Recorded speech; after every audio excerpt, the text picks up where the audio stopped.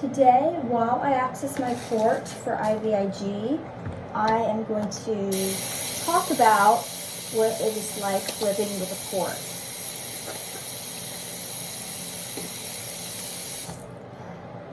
So first of all, I apologize for the fan in the background. I cannot turn that off in my bathroom.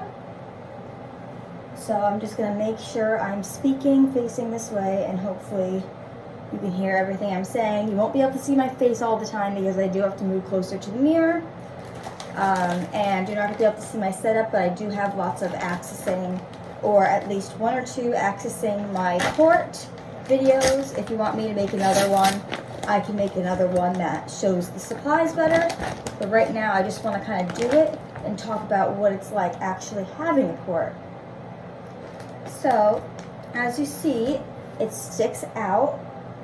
It depends on the location. Some people, upper chest is very common, but that isn't for everyone. It could be more in the middle of your chest.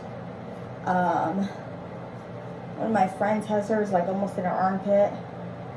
And also it depends on your weight.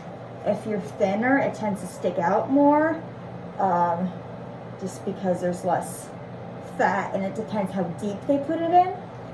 You get it done under general, or just if you're like me, you just get it under local anesthesia. I was awake the whole time, but don't worry about that because that was a total choice on my behalf. I did not have to do that. So you do not need to know how to access a port because there will always be someone to help you if you need it, which most people don't like to access themselves like me. So you don't have to worry about knowing how to access your own port. It does stay implanted. It does not come out while you're doing treatments, and that includes like the time in between. So I've had mine in since I was 17 years old, and it hasn't been taken out since, and I'm going to be turning 25. So I've had this in for a long time, which is a really good time. And that's because I've taken really good care of it. They did a really good job putting it in under the local anesthetic. Wait the whole time. I haven't had like any problems, which is really great, and just important taking care of it. If you're not using it weekly or like monthly like I am for different treatments, you do need to flush it, which is basically flushing it with saline and heparin once a month. I'm always using mine, so I don't get that like extra time off, but that's okay. Oh, I brought an extra needle in here. That's okay. So, what else can I say? When you have it accessed, it has to be covered in a sterile dressing, which I will be putting on, of course.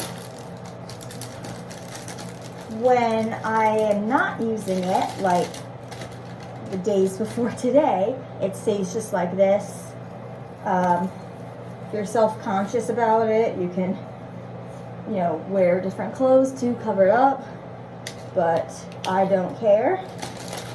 You can go swimming when it's unaccessed like this, when it's de-accessed, and shower and take a bath. You can have it fully submerged.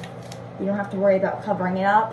When it is accessed, unless you have a really good cover, which I have had the hardest time finding and given up on, you cannot, I would never submerge it in water, but you could take a shower or have it like get splashed with the dressing on that is right here, but you need certain covers for that, and it really needs to fit properly. Right now, like it being in me, I do not feel this. I cannot feel the tube going up that goes to my heart. I can feel it like physically and touch it and feel it, but I don't feel it inside of me. I don't feel it when I'm moving. It feels like there's nothing there, which of course is really nice. I have had this for a while, so I have definitely gotten used to it. I've never really had any people just like question me when they've like seen it like this, or being in public with it accessed.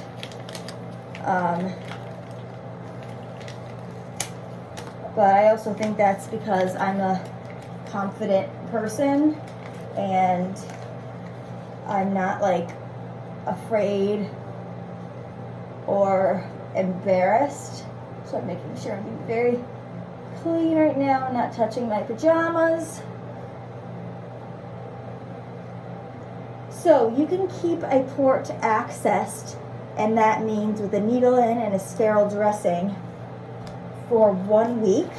And then if you still were doing like treatments every day, multiple times a day, you would just need to redo exactly what I'm doing and put on another dressing so you have a new fresh needle in there. The needles vary in size, which is like length.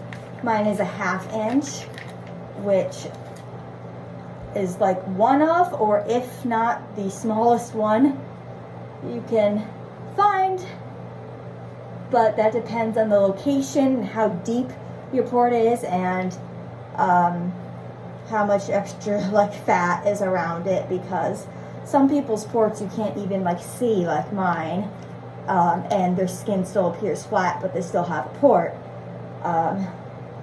More heavier set people.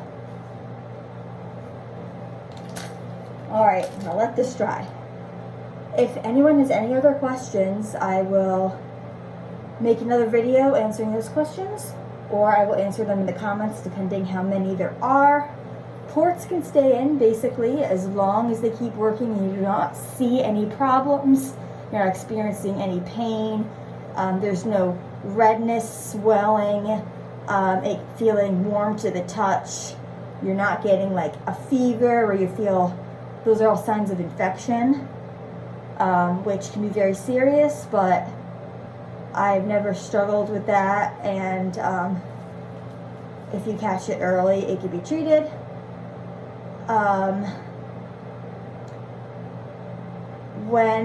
This port will not last me forever, obviously, and I do believe I will need another one because of the extensiveness of my treatments. So I'll probably just ask them to put it, flip-flop it on this side, on my left side. Because remember, I'm facing you, so this is my right side of my chest.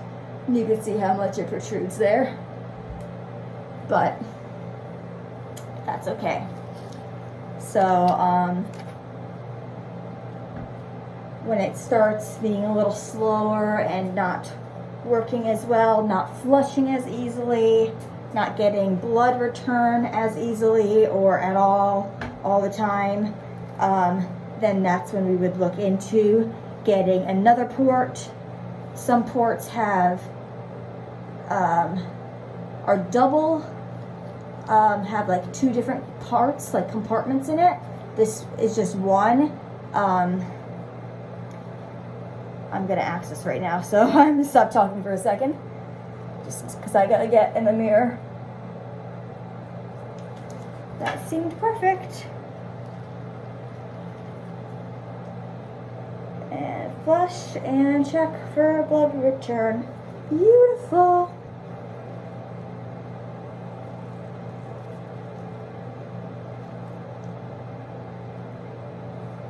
So there is no care you have to do when your port is deaccessed. You just have to make sure that you flush it once a month if it's not in use for a whole month. And the nice thing is I can have this still implanted in me without the needle, thinking maybe I'm done with treatments, but if I need them a couple months or 6 months later, I still have it and it's not doing any harm to my body, keeping it in. Of course, you're not just going to keep it there for no reason, but some people relapse like a month later and just got their pour out thinking they wouldn't use it and wish they still had it. So you don't really have to be in rush unless there was a, really like an issue and a real need for it to be removed. Sometimes they can flip over or the stitching can be undone if it's not stitched properly.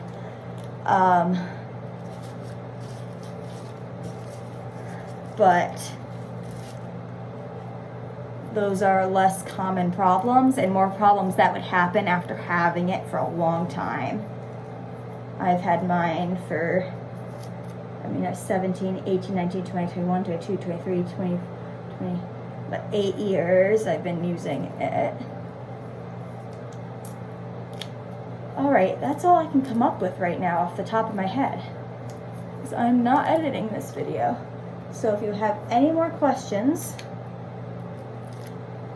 please let me know in the comments, and let me know anything you would like for future videos, more things on ports, any other things, any more medical tutorials, and I will definitely look at that.